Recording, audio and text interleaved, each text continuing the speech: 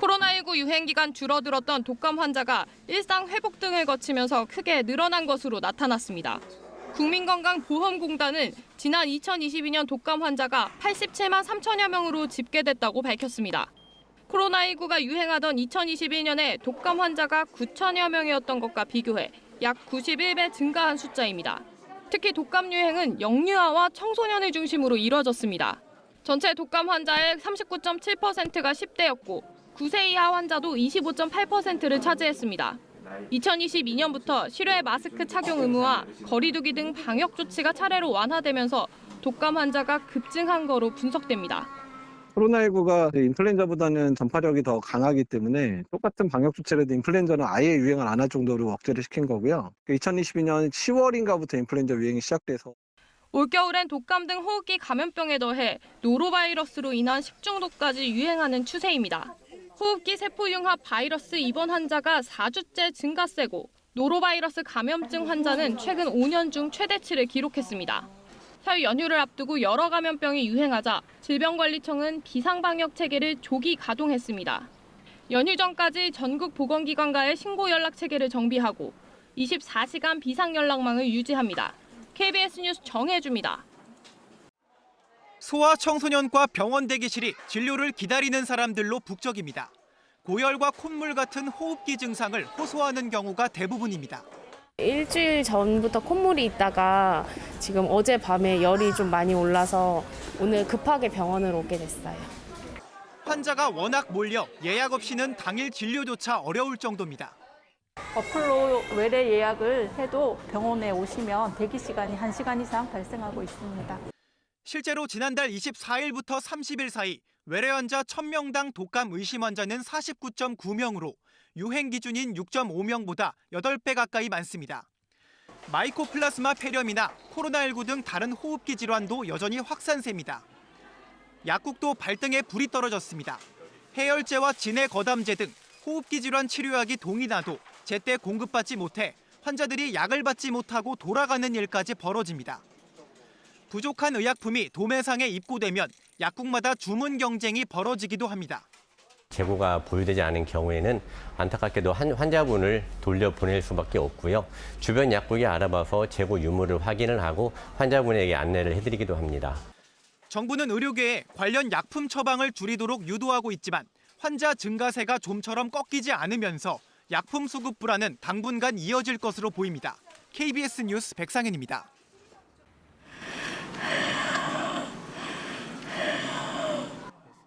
가랑가랑 숨소리가 매우 거친 60대 천식 환자입니다. 최근 미세먼지에 기침이 잘 낫지 않더니 숨찬 게 더 심해져 결국 입원했습니다. 독감처럼 감기를 심하게 앓고 치료를 했는데 미세먼지가 많은 날, 그런 날은 숨이 잘 안 쉬어지고요. 일반 먼지 크기는 머리카락 지름과 비슷한 50마이크로미터 내외. 숨쉬는 과정에서 코털이나 기관지를 둘러싼 섬모를 통해 대부분 걸러집니다. 반면 미세먼지는 일반 먼지의 6분의 1 크기로 입자가 작아서 전혀 걸러지지 않고 폐 속 깊숙이 바로 침투합니다. 한 대학병원 조사 결과 미세먼지는 폐 속 호흡기 점막을 직접 자극해 염증 물질 분비를 2배 가까이 늘리고 감기 바이러스는 28배 증폭시킨 것으로 나타났습니다. 미세먼지 탓에 각종 호흡기 바이러스에 더 감염되기 쉽고 증상은 더 나빠질 수 있다는 이야기입니다. 특히 천식이라든지 만성 폐쇄성 폐질환 진단받으신 분, 그리고 간질성 폐질환 이런 것들을 진단받으신 분들은 기관지에 말단까지도 이렇게 들어갈 수 있기 때문에 위험하다고. 물을 자주 충분히 마시면 기관지 점막이 촉촉해져 미세먼지로 인한 자극을 최소화할 수 있습니다.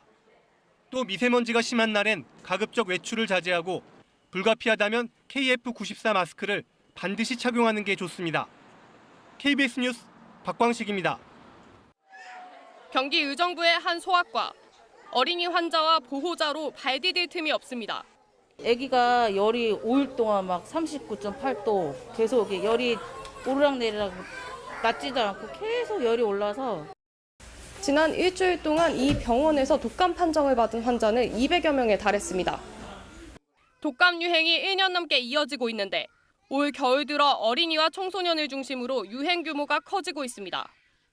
12월 둘째 주 외래 환자 1,000명 중 독감 증상을 보이는 환자는 61.3명으로 최근 5년 사이 가장 많은 수입니다.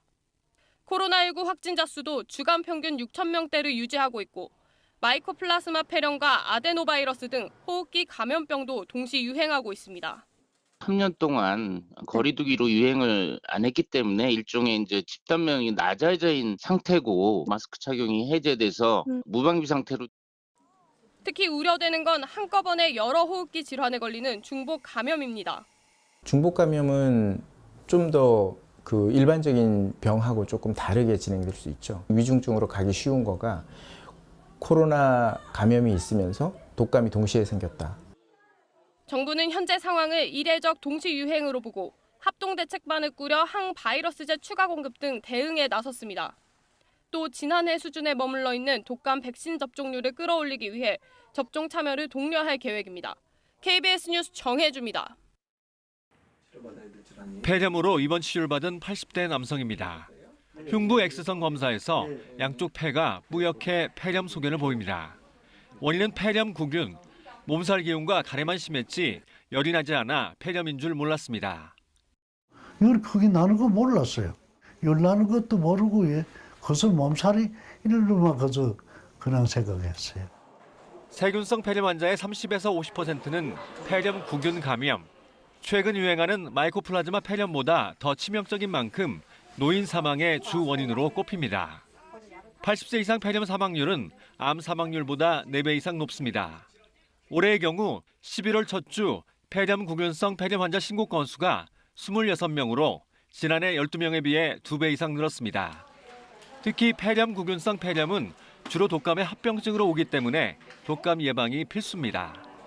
독감 예방접종 철저히 잘 해주시는 거, 그다음에 두 번째는 폐렴구균 예방접종까지 같이 해주셔야 이제 겨울철에 독감으로 인한 합병증인 폐렴 예방까지도 될 수 있는 부분들을. 현재 65세 이상 폐렴구균 무료 접종은 다당류 백신으로 폐렴보다는 뇌수막염이나 폐혈증을 막는 효과가 더 큽니다. 이 때문에 폐렴을 가장 잘 일으키는 13가지 원인균을 막는 13가 단백결합 백신을 추가 접종하는 것이 폐렴 예방에는 더 효과적입니다. 다만 최근엔 이 백신마저 회피하는 폐렴구균 폐렴이 유행해 예방률은 40%대로 떨어졌습니다. 폐렴 예방 효과를 10%포인트 높인 15가 단백결합 백신이 국내에서 허가돼 이르면 내년 초 접종이 가능할 것으로 보입니다. KBS 뉴스 이충원입니다.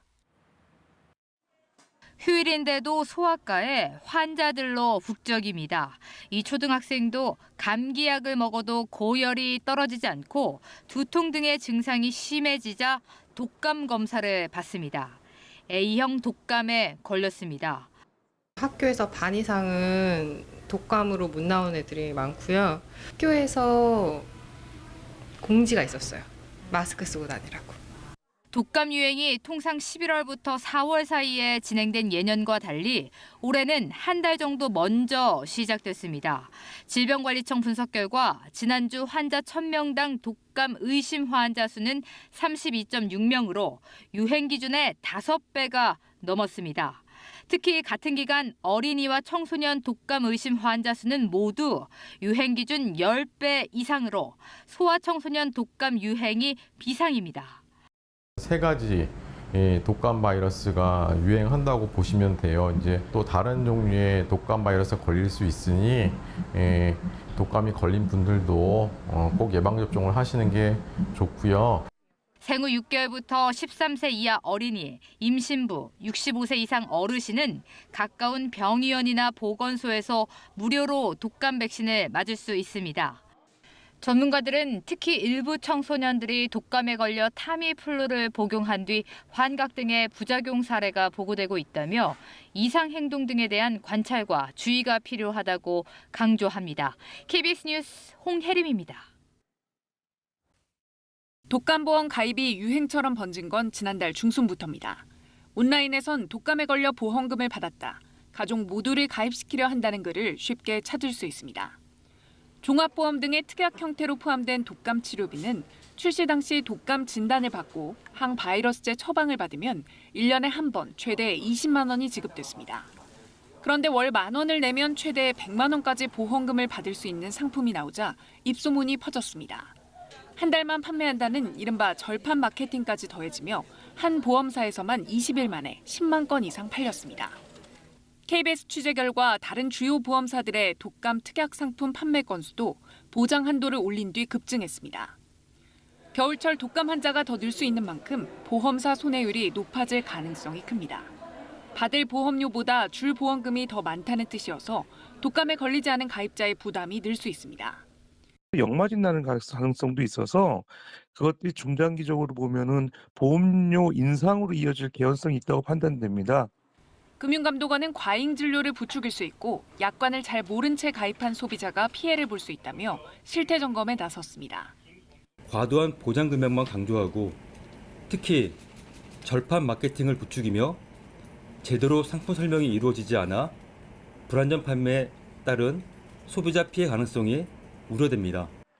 최근엔 변호사 선임 비용 1억 원을 특약으로 내건 운전자 보험과 하루 입원할 때마다 최대 26만 원을 받을 수 있었던 간호간병보험도 논란이 됐습니다. KBS 뉴스 손서영입니다.